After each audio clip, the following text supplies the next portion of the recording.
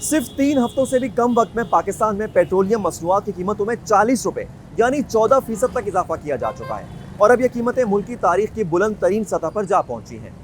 अब आप खुद ही बताएं, जब किसी रोजमर्रा के इस्तेमाल की चीज में 40 रुपए का इजाफा कर दिया जाए तो महंगाई कहाँ जाएगी। और फिर ये तो पेट्रोलियम मसनूआत हैं जिसके महंगा होने का असर दीगर अशिया पर भी फौरी नजर आता है। आइए अब जानते हैं कि इसके महंगा होने की वजूहात क्या हैं। तो जनाब, सबसे पहले तो माहिरीन की नजर रुपए की गिरती हुई कदर पर जाती है।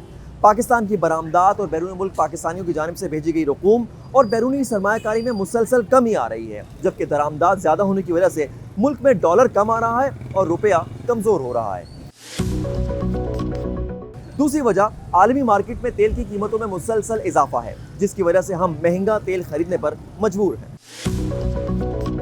तीसरी अहम वजह यह है कि हुकूमत IMF से हासिल किए गए कर्ज के एवज वादे के मुताबिक इस पर पेट्रोलियम डेवलपमेंट लीवी यानी PDL 55 रुपए वसूल कर रही है। आसान अल्फाज में हमें पेट्रोल और डीजल महंगा बेचकर हुकूमत मजीद कर्जा ले रही है, जिससे पुराना कर्जा चुकाया जा रहा है और मुल्क चलाया जा रहा है।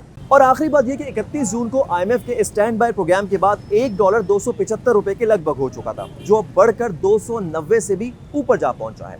और माहिरीन इन खदशात का इजहार कर रहे हैं कि रुपए की कदर में ये कमी का सिलसिला आने वाले महीनों में भी बरकरार रहेगा। अब आप खुद ही अंदाजा कर लें कि मुस्तकबिल करीब में तेल की कीमतें कुछ कम होने का इम्कान है भी या नहीं।